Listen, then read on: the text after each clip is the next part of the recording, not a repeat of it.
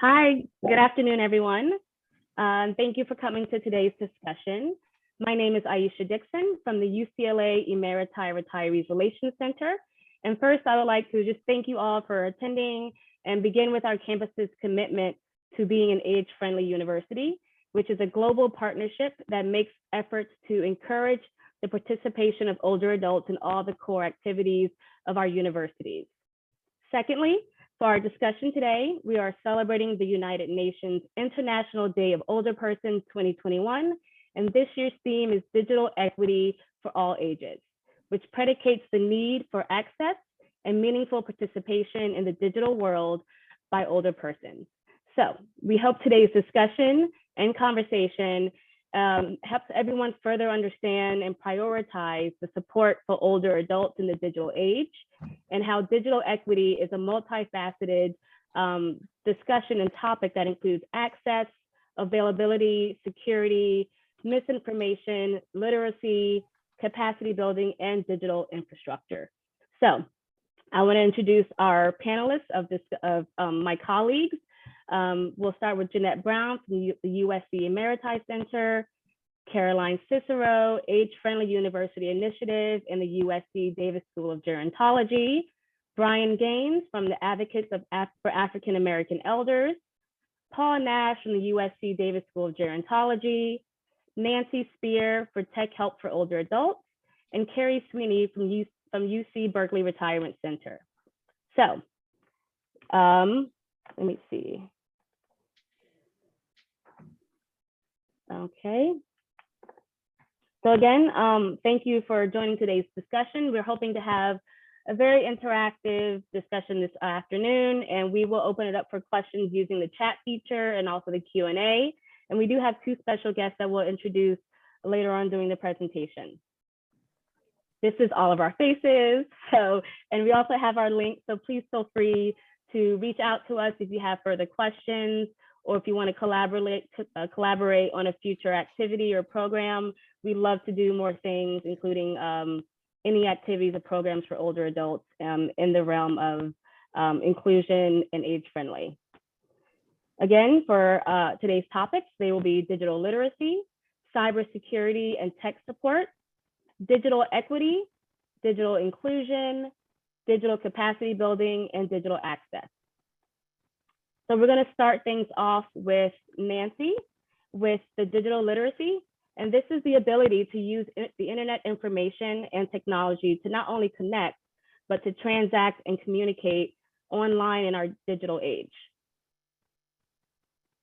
Okay, Nancy.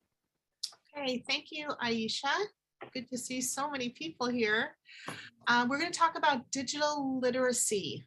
And what I love about it is it helps us to connect. And during the pandemic, that is what we and all of our older adults really needed to do. So as Aisha said, I am a tech tutor and I specialize in working with older adults. So you're going to hear some of their stories. The first thing I want to say is talk about emailing and texting. I will let you know that my mother got her first iPhone just so she could text the grandkids. They weren't answering the phone. So now they are texting back to her and all is good. Emailing, as we know, is much more formal, lots of paragraphs. It could be used in business, but it is not short messages like texting. I have a client, 93 years old, who writes beautiful emails. She could do it in handwriting cursive if she could, but she sent an email to her niece asking about the kids. How are you doing? She uses beautiful adjectives. She sent the email and her niece got back to her, but she couldn't see anything the niece had written. And I had to say, I'm so sorry. All she sent you was a thumbs up. So I'm just telling you, especially during the pandemic, get in touch with your elders, send them an email, send them a phone call. They will be so grateful. Another way to connect is on Zoom, which we're doing right now. Probably one of the good things that came out of the pandemic. But we're going to doctor's appointments on Zoom and yoga classes on Zoom. So I taught a lot of Zoom this pandemic.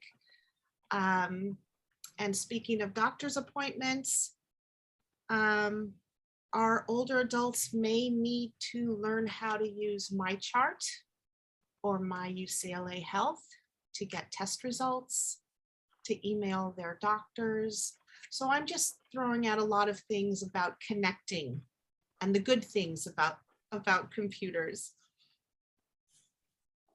I had a neighbor in her 80s who lives with her husband here. And during the pandemic, they couldn't get to the grocery store. So I showed her how to get on the Culver City Facebook page. She asked for grocery shoppers. By the end of the day, she had 8 people wanting to help her. So another good thing. There are good people in the world. However, if you are Googling an article, make sure you know who wrote it. I had a client with cataracts. She wanted to learn more. We got to Google and I said, who wrote this article? Maybe it's the drug manufacturer who's promoting their eye drops. So you do have to investigate to make sure it's the truth. One of the biggest obstacles you might want to help your senior friends or family is passwords. If you have ever forgotten your password, raise your hand. I have. I heard someone laughing. It's good to have a paper password log if you want to. Put your username, your password, the date you created it, put it in a very safe place, and share it with only one person who you trust. Or if you have a Mac, there's a keychain. The computer suggests strong passwords, but just give it someone who you trust. That's the biggest obstacle I face. So those are just a few things I'm going to tell you about digital literacy and staying connected. Looks like we're moving on to what are we doing now? Do we have questions or am I moving on to cybersecurity? Well, we can discuss this a little bit because I definitely agree when it comes to the literacy part, kind of making sure you know the articles you're clicking, if they're valid, if they're credible.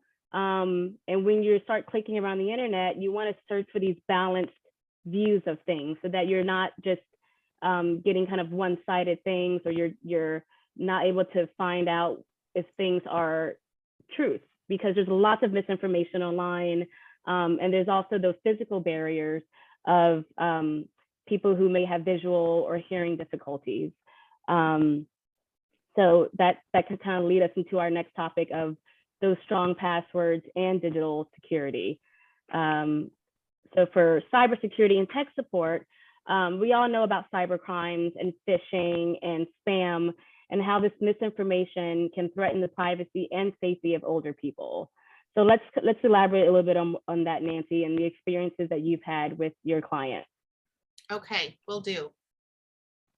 Again, I'm concentrating on the pandemic because several, I know my family members were stuck at home, quarantining, living alone. And if the phone rang, they would talk to anybody. They were lonely. And some of those calls would be from scammers. So I'm going to tell you a little bit about phone scams and email scams. About 3 months ago, I got a call from a woman who said, "Are you available at 3 o'clock today? Amazon's going to call me back and I need your help." And I said, why is Amazon calling you? She said they wanted me to click around in my settings because there was something wrong with my security.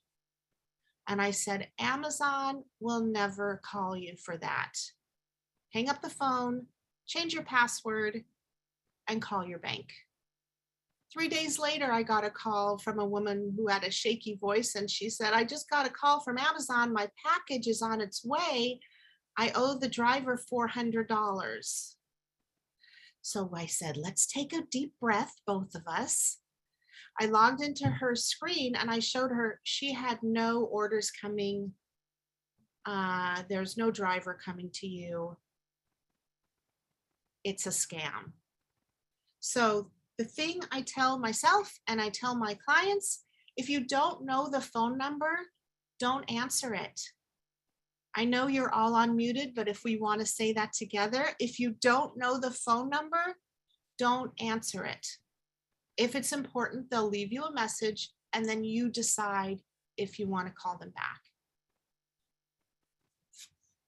There's something called a grandparent scam, which breaks my heart a little bit. You may get a call early in the morning, late at night. They want to catch you off guard. Someone is posing as your grandchild. They'll say, hi, Grandpa. Don't say, hi, Jason. Then you're giving them your grandchild's name. They might say they've been in an accident and they need you to wire money. And this is hard because grandparents will do anything for their grandkids. They may turn it over to someone posing as a doctor or a lawyer. The best thing to do is ask the imposter grandchild, what is your pet's name? Or what school do you go to? Chances are they're not going to know that and they'll hang up the phone. Call your grandkid, call the parents, call the family. Someone has to know where this kid is, and then you will know it is a scam. And I'm a big fan of Post-it notes. Put these on your phone. Don't panic. Here's a little script someone told me. I do not give information to unsolicited callers. It's too scary. Moving on to an email scam. A client called me and forwarded me an email from PayPal. It was not from PayPal. It said she owed them $399. And I showed her, if you click on the email address, it will show you who really sent it. It looks like it's coming from PayPal because it has their fancy logo. But if you click on it, it came from a personal Gmail account. First red flag. Look for grammatical errors. Big organizations, most organizations have a marketing department with proofreaders. So look carefully at the errors. It might have a phone number for you to call to PayPal. We didn't call that number, but we Googled it. It went to a construction site. Third red flag. And if you are still unsure, Google the company, call them, ask for customer service, and they will tell you if they sent you an email. How about online shopping? When you go up to the top where the URL website address is, if you see a padlock, that means it's a secure website. If you see HTTPS, the S stands for secure. You can shop on those websites. If it's a pop-up ad and comes to you, chances are it's not secure. Last thing I'm going to tell you, about 3 weeks ago, Apple came out with a new update because their researchers found some hole where hackers can go, but they didn't tell the public. You had to find it on CNN or Washington Post. go to, and this is for your iPhone, your iPad, and your Apple Watch. Go to Settings, General, Software Update, and it will say Emergency Patch Update to iOS 14.8. And you tap Download and Install. And that is for iPhones after the iPhone 6. Before that, you don't have the update. So that was a lot of information I gave you. Feel free to ask questions. And that's what I can tell you about email scams and phone scams. Thank you so much, Nancy. We do have one question in the Q&A. How do you help older adults detect these scams or strategies to check when others may be getting scammed? Good question. I am with AT&T. Usually you can call your provider and they will give you something on your phone that says scam alert. So when you get a call, it doesn't have the person's name, it says scam alert. So call your Verizon, AT&T, Spectrum, whatever you're using. Also, like I said before, if you get a call and you don't know the number, don't answer it. That's it. They can leave a voicemail, get back to you. As far as emails, check for the grammatical errors. And remember, take a breath. They don't need to hear from you right away. And I got to tell you, 2 weeks ago, I woke up to an email that said I didn't pay my bill for my website. And I started typing my credit card in because they caught me off guard. So even I could get scammed. Take a deep breath, walk away from the phone, walk away from the computer, walk around the block. And I think my number's here. You can call me and I can tell you if it's real or not. Thank you. That's fantastic advice. And I'll be putting everyone's information in the chat, but I will also send out to all the registrants our contact information, as well as the link to this webinar via email.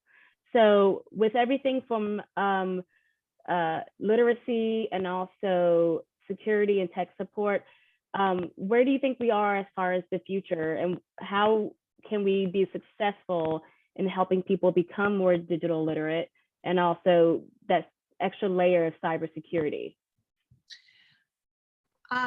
Here's what I can say. Be patient with your relatives or your friends who are learning tech. My dad once asked me how to attach a photo to an email, and I didn't have time and I was impatient. So I made sure I put something on my calendar where I would have 2 hours to work with him. It's hard to learn something new.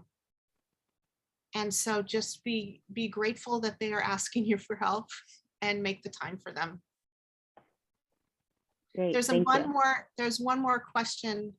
Yeah. It says, I've seen people respond to Facebook posts that say, what was your dog's name? What was your mother's maiden name? My parents have warned my grandparents that these are security questions and might be scammers looking for them. So yes, I have heard about that. Facebook is all fun and games until they want to know your private information. So yes, don't put that on Facebook, don't put it on Instagram. And if you really have to, make sure your privacy settings are set in Facebook. If there's 2 little gray people across from your name, that means it's private. It's just for your friends. If there's the globe, it's going out to everybody. Yeah, that's great advice. It can be scary, especially these scammers are getting smarter and smarter all the time. And I'm not advocating anyone else do this, but I kind of have a little fun with them when they call me and they're like, your social security number has been compromised. I was like, oh no, what do I do? Should I go lock the front door? Well, you have to send us some money. Oh, okay. Well, I don't have any money right now. Like, I just kind of, it's probably just out of boredom, but I kind of just see how long they're going to take this thing. I'm like, you know what? You got the wrong person. You're not going to scam me. And then they just hang up in my face. And I'm just like, okay, well, if you want to play this game, we'll play with it, and I'll go along with it, but probably not the best thing to do. So thank you so much, Nancy. You're welcome. So let's, Aisha, I have one more question for Nancy or Brian, or actually I see Lois on the call, who's our Gerotech president. We have received calls in our office from very frustrated folks who the whole computer like blows up in front of them, and there's this warning.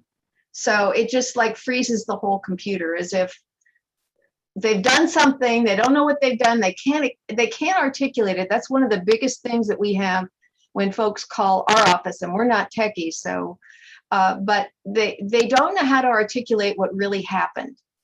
They don't understand the process or whatever. But then the whole screen, they can't click on anything, and it just freezes it up.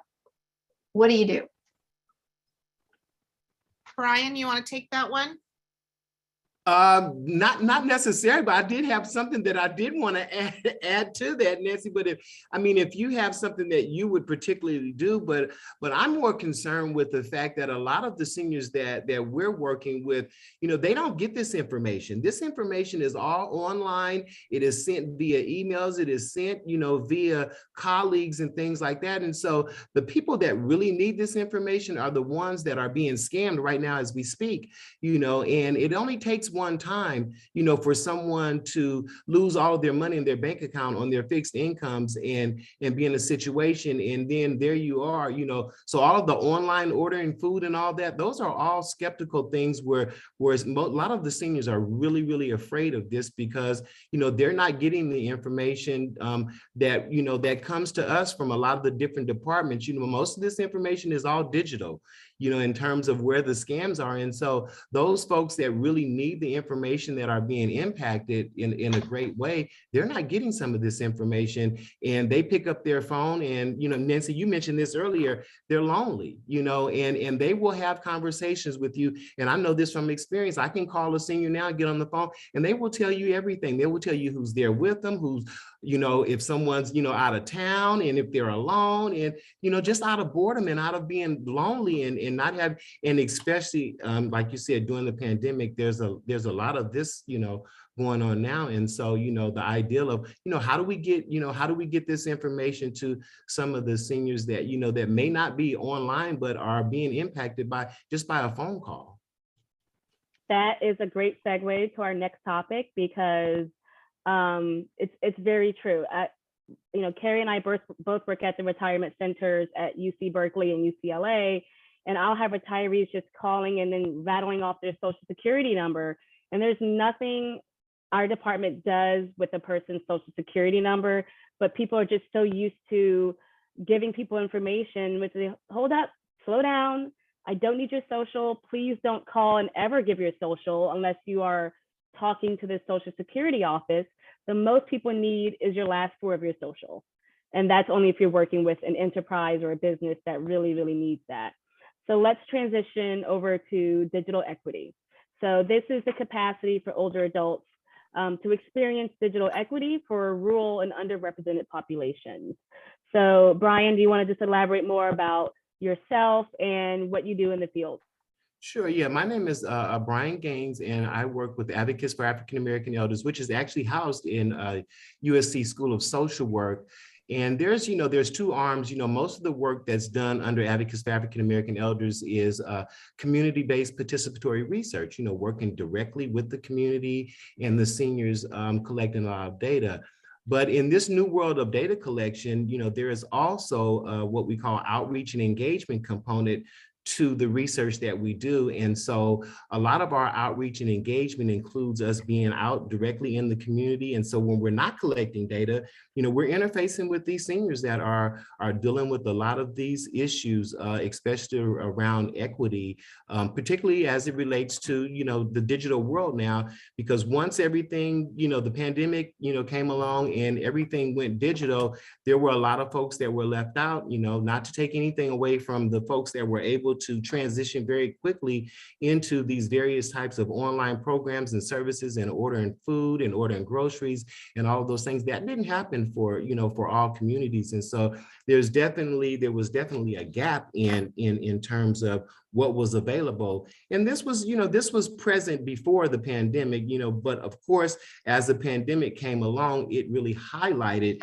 and just, showed where the gaps were. And it was inevitable that this was going to happen because of the infrastructure is just not there in a lot of areas. I did have a conversation with one senior that was fortunate enough to actually have, access to a laptop and access to the internet.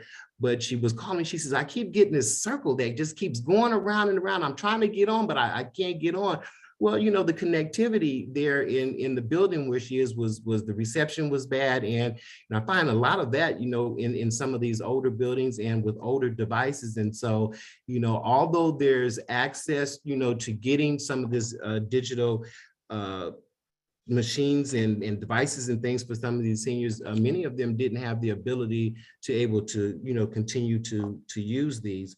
And having smartphones was a way that some were able to connect, but at the same time, many people didn't have smartphones. And if they did have smartphones, they didn't have internet, because they could not afford it. And even with all of the different things that were being offered to people, there was a disconnect because a lot of this was offered online. You had to be online to know that they were giving away tablets.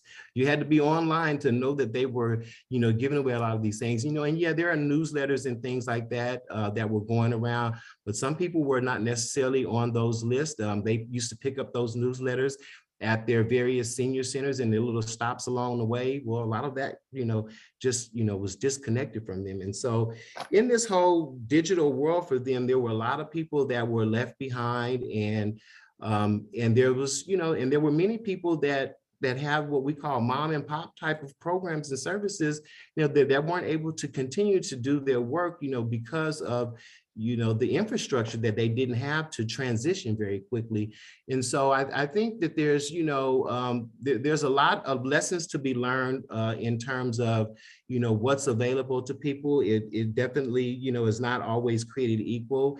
And it does have a lot to do with infrastructure and different things that happen, and then also this ideal around, you can have the digital equipment available, but at the same time, sometimes you may not have the newest, it may need to be updated. And so having the text, like Nancy, is very critical. But if people don't know about these services and they don't know about what's available to them, then they're caught in the digital gap, and they, really don't have an idea of, where to turn from there. And so, we've just been working, trying to connect with people and in the best way we can. And a lot of times we think about technology, we think about everything being online and digital, but one big factor for us was the telephone.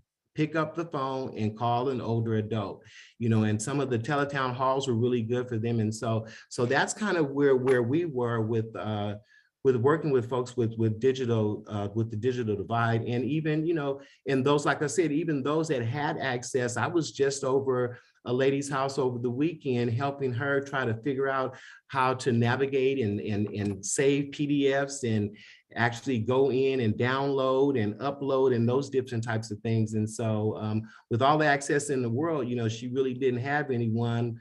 Grandkids were cut off, and a lot of different things kind of changed because the young folks were the lifeline to the seniors with technology. And once they weren't able to come and visit, it made it very difficult. So that's kind of where we are with the digital equity in my world. Yeah, and that kind of leads us into, when people are looking for that equitable access, there needs to be more places of high-speed internet in common places, libraries, senior centers, where people can find either free or reliable, affordable broadband and high-speed devices in these Wi-Fi settings. So, when you think of equity and gerotechnology and inclusion, it really kind of makes us think of what's going to be needed now and for the present and the future that's needed for success, and to incorporate more for the next topic for digital inclusion. So this is about the capacity for these older populations to experience digital equity for those same populations. So there is a bigger divide, not only between socioeconomic classes, but those who are in rural populations or those who have less connected communities. And a lot of the country and also the world, thinking of the IDOP theme of digital equity from an international standpoint, a lot of underdeveloped countries don't have that technology or the infrastructure, as Brian stated, to have an inclusive way for older adults to have that kind of self-sufficiency and be able to adequately find telehealth or order grocery. Or even myself, I struggle when I go to a restaurant and I see a QR code. It's like, okay, I know it's something how it involved a camera, but that's just the world we're living in now, where I think QR code menus are the part of the future. So can you talk a little bit more about perhaps digital tools that can help with digital inclusion, either Caroline or Brian? Well, I'll just say real quickly, I think with the inclusion in terms of the conversation that I've been having with a lot of seniors, and I think it's an important point to make, is that many of them have been inundated with this idea that I need to be trained. I have to be trained, and I have to go and get trained on how to use, I have to go to this complicated training to learn all these complicated things for this complicated device that you complicated people designed for us to use. So rather than us having to do all this complicated stuff that you want us to do and all these complicated trainings, why don't you build technology that is a little bit easier for people to use and to be able to deal with, where we don't have to put in all these codes and upload and download and backload. And one of the seniors told me, she said, by the time I get through doing all that, I don't want to even be bothered with doing whatever it is. I don't want to exercise after I have to go through, I have to download and upload and backload and do all these things. And so it's funny to hear him talk about it, but it's like, if we could potentially work toward a way to where, the tech world is like taking a closer look at, well, this ideal user-friendly, that's just kind of gotten thrown away. It's like, what does that really mean these days? Because user-friendly isn't really user-friendly, even for me. In a lot of instances, I have to really navigate and try to figure it out and Google it, and that's easy for us to say, oh yeah, just Google it, you can figure it out. But for someone that doesn't really know, that doesn't have that type of access. So that's the one thing that I did want to say about the inclusion, that I'm hearing having a lot of conversations about this. And I know there's a lot of programs that are being designed around training for technology to be inclusive of the seniors in there. But the seniors are also saying, well, be inclusive of having us at the table when you're making decisions about when you're building certain types of technology and phones and devices and things like that. Let us have a conversation, along that way to make it easier for us to be a part of this whole digital world, because, they're so far behind. It's like, well, how do we bring them into the fold if we don't include them in the conversations that we have as we build, this whole digital world, which it's inevitable that it's happening. Yeah, and when you think of, as someone mentioned in the chat about inclusive designing and universal designing, and I think that kind of plays a role with age-friendly and also some of the work that you're doing, Caroline. So are there anything that we can think of as far as greater awareness campaigns or accessibility to technology that we can help strategize for older persons, or telecommunication departments subsidizing, hotspots or anything like that? Yeah, thanks for asking. I think we need to keep up our advocacy, activism, education with tech companies. So tech companies, pat themselves on the back because they've done a great job of getting many people's grandmothers on, phones, Apple Watches, whatever. But as Brian's just been telling us, many more people's grandmothers and grandfathers and aunts and uncles are not. And I think we need to keep educating, whether it's the software companies, Facebook, etc., where many older people are very active, even though younger people aren't so interested in Facebook, older people are. Apple, whoever, we cannot Google, we cannot let them off the hook and let them just assume that because they created something with the assumption that it's better for everyone, that it is. So for me, it's about continually educating the tech companies. If we need to go to Seattle, the Bay Area, Pittsburgh, Austin, in our own backyard, Marina Del Rey, Culver City, I think we need to make an effort to just educate the tech industry. Great. Let me see. And someone mentioned about Tech Enhanced Life and organization that gives input on technology. So that's great. And that kind of, I love how all these segues just kind of keep us going to the next topic. So the next one is digital access. So to connect with digital public services, and we've all mentioned payments, online shopping, and more. So it's, we're definitely in a technology world where so many places and services have increasingly shifted to an online environment. There are some places in LA that don't even take cash, which is a whole nother thing about equity and equality. But with Apple Pay and QR codes, it's increasingly becoming something where to even access these public services and payments, people have another burden of to deal with, their inability to connect with community governments and local services.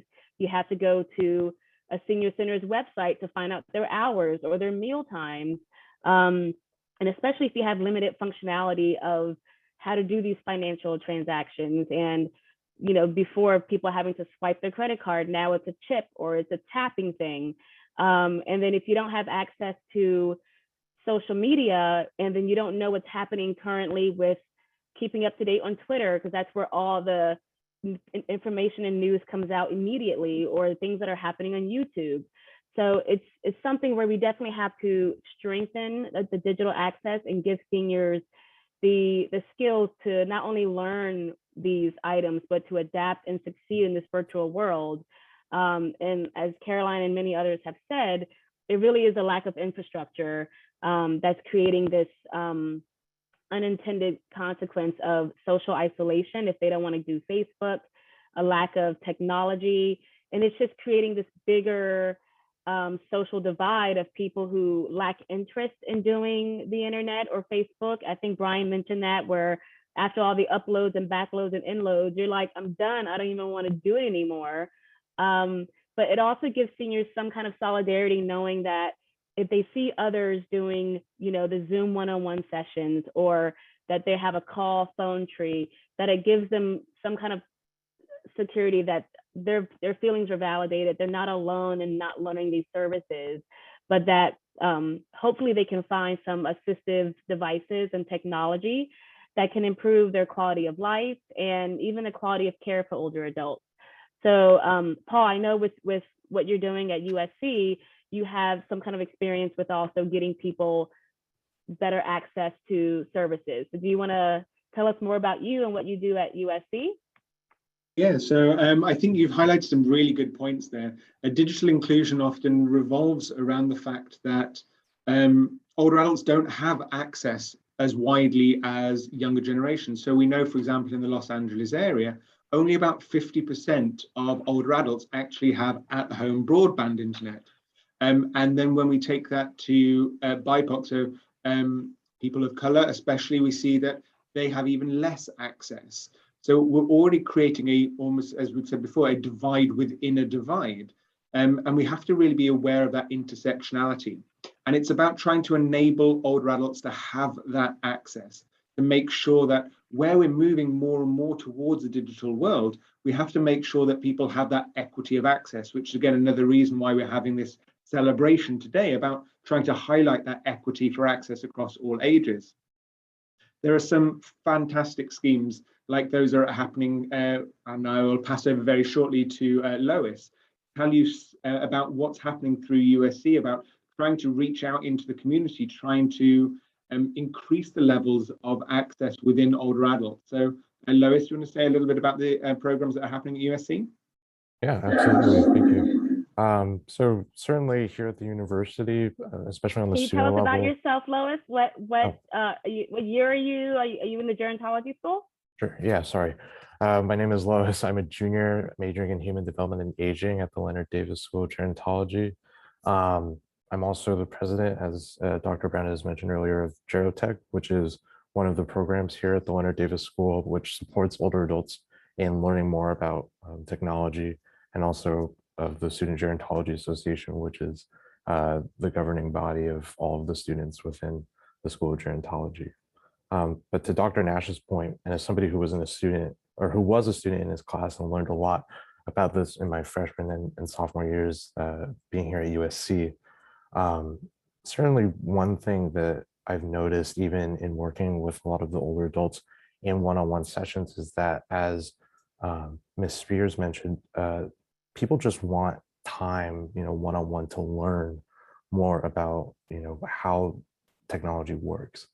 We recently gave a session talking about Google Drive and Google Docs and Google Slides, since the university, a lot of the faculty had expressed that since the university has switched from Microsoft Word over into the Google Suite, Google Drive area, there was a lot of disconnect. And so even though those two items may serve similar purposes, the fact that there are different, nomenclature for different pieces of, whether it's copying or pasting, or whether it's cutting or inserting images, there's a lot of disconnect. And so being able to walk people through, oh, you already know what this is, it's just, it looks different on this site. And so in a way, it is a bit gratifying to sort of, communicate with them and work with them, and them sort of understanding that I already know how to do all of these things. It's just that, how do I apply it to a new piece of technology? Furthermore, I think, especially among younger people, when we see, sort of older adults working with technology, many are quick to jump to the conclusion that older adults just want to stay away from technology or adversely, against it. But in reality, it's a sort of hesitancy that exists, and not necessarily hatred. I mean, when you think about it, you've grown up with all these experiences with these pieces of technology, and now you're suddenly, swooped into this rapid progression of technology that really nobody was anticipating, even when my parents came to the States or when I was born, and it's just by circumstance that younger people have grown up in that age where we are, quote unquote, the digital native.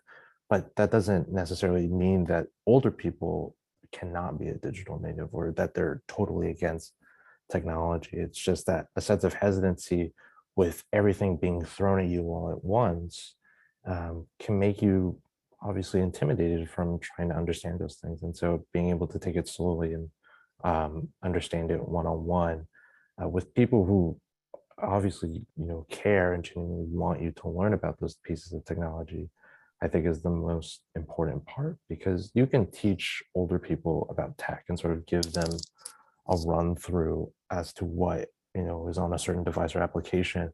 But until you sort of work with them and really understand what they want out of it, that's at that point, that's when it really becomes more fulfilling and actually helpful for them.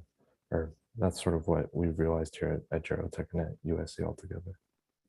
Yeah, that's fantastic. Yeah, and it definitely tells you kind of where we are now and kind of what the future is and how we can be successful, especially having younger people who are interested in gerontology, because it's something that, as the baby boomers get older, gerontology is going to definitely be something where we need to have ongoing discussions. And I see that Maxine is here. Can you hear us, Maxine? Let me make sure she can unmute. Let's see. Hi, Maxine. I hear you. Hi. Do you want to chime in there? I know you're a colleague of Brian's, and I think he wanted to have you chime in on something about digital access. Oh, sure. My name's Maxine Toller. I'm the president of the Senior Advocacy Council in Inglewood, and I am also a volunteer on the advisory board for the Advocates for African American Elders with Brian. And so my experience is that there's several issues with the digital divide with regard to seniors. And one of the issues is that we have trouble reaching people that don't go to senior centers. They're not online. They don't have any way to get information. They don't even know what's available to them. They don't know what services are available to them, or to how to learn these programs. AARP actually has some good programs available for seniors, but all of that is actually online. And so if you're not online, you can't access all of the wonderful information that's available through, like the AARP and Medicare and many other organizations. And so it's like the seniors would probably be more interested in becoming educated and to acquire digital devices if they knew all the things that were available. And some of them are just fearful of getting involved because they don't know anything about it. A lot of the seniors in the group that I participate with, some of them are adamant. Like, first of all, they're all old school, and like we have to like practically threaten them to get rid of their flip phones, right? And to actually get a smartphone. And so we have to just gently encourage them and nudge them to move forward with all of the technology that's available. And so I always tell them that it will open up a whole new world for you.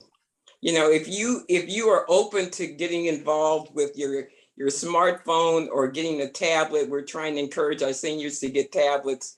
We have a lot of seniors that live in senior residences, and they have computers that are available, but they don't have anybody there to teach them how to use them.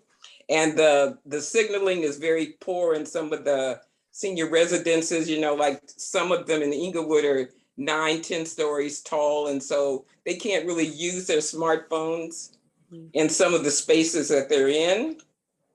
So I think that the main issue that I'm facing with the seniors that I work with, is that we have trouble reaching them.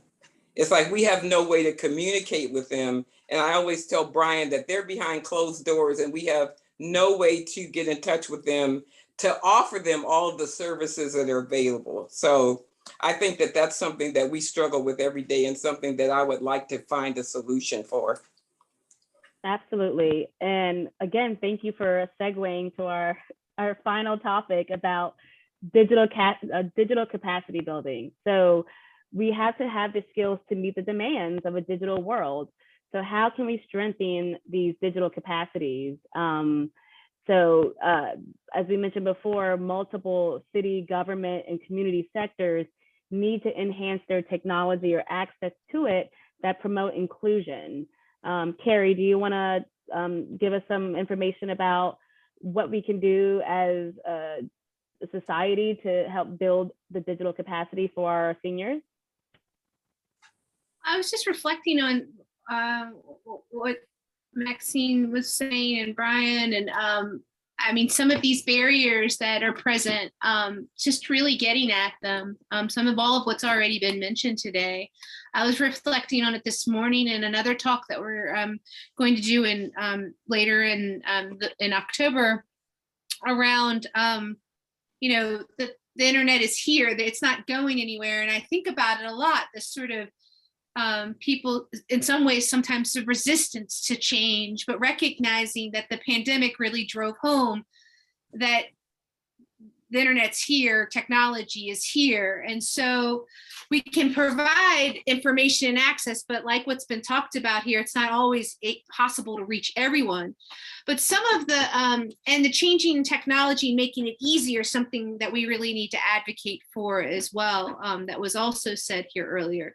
So I try to pick a place where I can really, as a retirement center that helps 17,000 retirees of the UC Berkeley and Lawrence Berkeley Lab and Office of the President, try to provide resources is where can we focus? And a lot of times I think, well, we start with ourselves. So we start with building an awareness on how certain things, ageism, for example, or certain societal held beliefs make people feel like they can't do something, or they're frustrated with it, and their confidence is down. So as at a center, I think we really try to focus on how can we help build people's confidence We try to get them the information as much as possible, but that divide in information is a real issue too. But really starting with trying to empower the people directly, because they can be their biggest advocate and they can be their biggest reason for success. And like Maxine was saying, is it could open up a new world for you. But recognizing that it's a challenge, it's not easy, and we all fumble with it regularly. With an iPad class that I co-taught with a retiree, we showed that we fumbled a lot. And I think that by people seeing that, the retirees in the class seeing that we fumbled, it almost gave them confidence. They said, well, if they mess up, well, gosh, I don't feel so bad about messing up. So a lot of what we can try to do is help build confidence and tools. And like Nancy mentioned, it just takes patience. I've been there too, feeling as though, oh God, I just don't have time to show somebody this right now. So you really have to take that time and enlist our family of retirees to help each other spread that sort of knowledge and confidence. So I just think everything shared here today really does really builds into some of the things I've been reflecting on this topic. Yeah, and I think it's good for all of us to kind of wrap up our discussion with the digital capacity. I think it really is kind of on the telecommunications companies and some nonprofit and public sector, if they can provide some kind of tutorial or needs assessment or digital roadmap, here's what happens when you click here and go here, so that people can kind of self-explore and become better at self-efficacy and trying to make sure that they have the curriculum available for people who do need more support, because it is challenging to kind of figure out. And there's lots of vulnerable adults that just, our technology is going lightning speed, and there's always new innovations, there's new technology, and we need to do something to motivate public and private sectors to invest in digital inclusion, so we can kind of diminish this technological gap between an older person's well-being and getting better digital skills.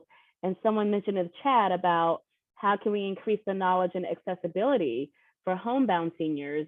That's a great question, because we have to have people going into their house, which was, I bet, challenging during a pandemic, to help teach these people in their home of how to use these services. So any supportive things that people can mention about, what about, people who are homebound, how can they get that same support? Yeah, I have a quick example of that that I was really impressed with. When the pandemic first started, we were looking for ways to provide, anything that we could for the seniors. And, so one of the first things we did, we got on the phones and we started calling all of the directors of the various housing, senior housing and senior centers to find out what they were doing. How are people faring? What's going on? And as a result of making those calls, then we then moved into calling the seniors themselves. But what we learned from that is that, we had organizations that were going to start, delivering home-based meals and things like that. And so the idea was that, well, that number started off something like, I believe in the early days, it was like they were delivering 300 meals a day. And within weeks, it increased to 1,800 people. And so the idea that you're able to reach these people because they want to get a meal was this idea, okay, well, now we can start incorporating all kinds of other things that can go along with it, because we realized from those calls that we made to the seniors that they didn't have protective equipment to go out. They didn't have masks, they didn't have gloves, they didn't have those types of things. And so, we worked on getting a little funds together so that we can create, these little bags, these little hygiene kits, we call them, with all this stuff in them. And we didn't want to make contact with the seniors. We didn't want to put them at greater risk. But if someone was already going to go and deliver a meal to the home, why not give them this hygiene kit, give this to them with the meal so that they'll go along. And so that's one of the things that through this pandemic, we learned that, a lot of those homebound people that they started seeing, many of them signed up for not just the meals, but they started signing up for other services and they signed up for the newsletter. So they were bringing those kinds of things along. But again, what happened with that issue is that a lot of the things that were available to them, they were homebound, but a lot of things that were available were all online and they didn't have internet access. Mm-hmm. Yeah. And I think that kind of also goes along with one of the chats said about like a train the trainer. There's a thing called the Senior Daisy Train where the seniors who are trained, they can go out and train other seniors. And it's a way to not only retain, but also give people that regular usage of helping others. Because once you learn a technology, it's probably out of date in a year. So it's always good to keep updated and keep knowing what's happening, what's in the future. And it's also about someone else in the chat about curiosity about technology and learning and connecting with friends can also guide that support. So that's a great point as well. Any other parting words about digital capacity or any other topics, Caroline? This is always my soapbox, but we need to we've kind of said this, but beyond senior centers, many people do not walk into a senior center or call a senior center and say, I'm old, please help me. So whether it's churches, synagogues, temples, places of faith, neighborhood associations, whatever, I think we need to think about more community organizing to get people connected. Or if you can take someone who does come to a senior center or a synagogue, then have them go out into their neighborhood and reach out to 3 people who are not connected, who are at home. So that's kind of always my thing I'm interested in. It's easy for us in Los Angeles to say, oh, we have this many senior centers that serve this many meals or this many home delivered meals, but we found out with the pandemic, home delivered meals had to bump up, as I think Brian said, to serve so many more meals than the previous lists offered. So that's my thought.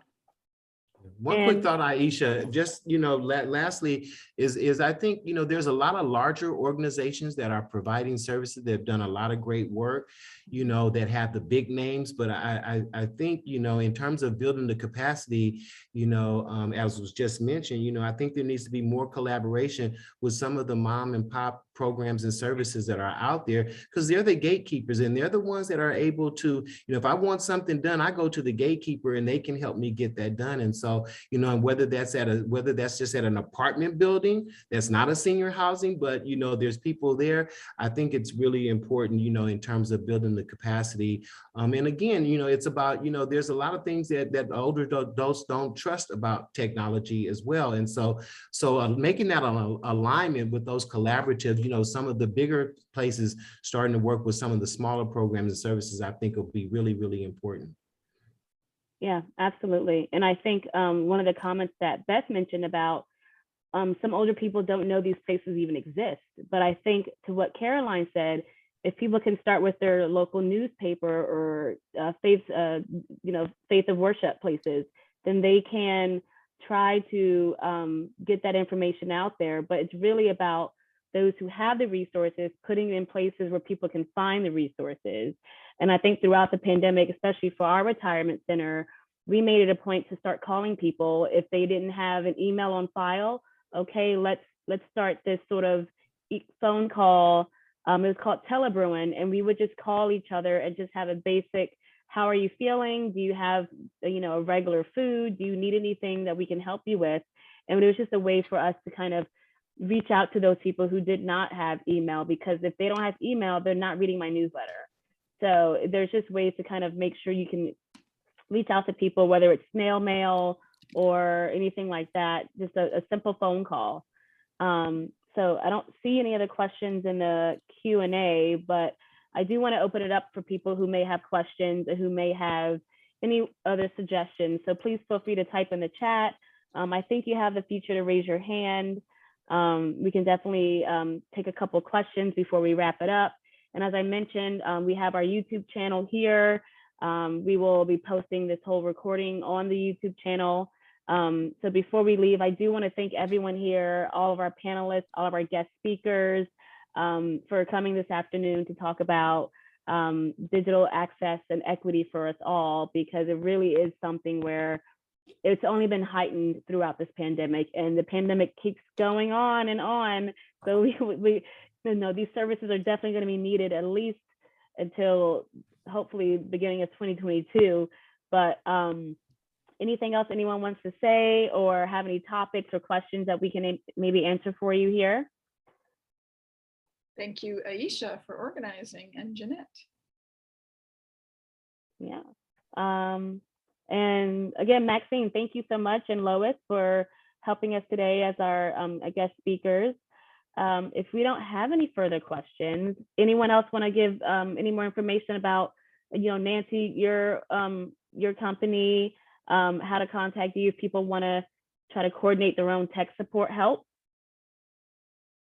I think I put your information in the chat, but just in case I didn't.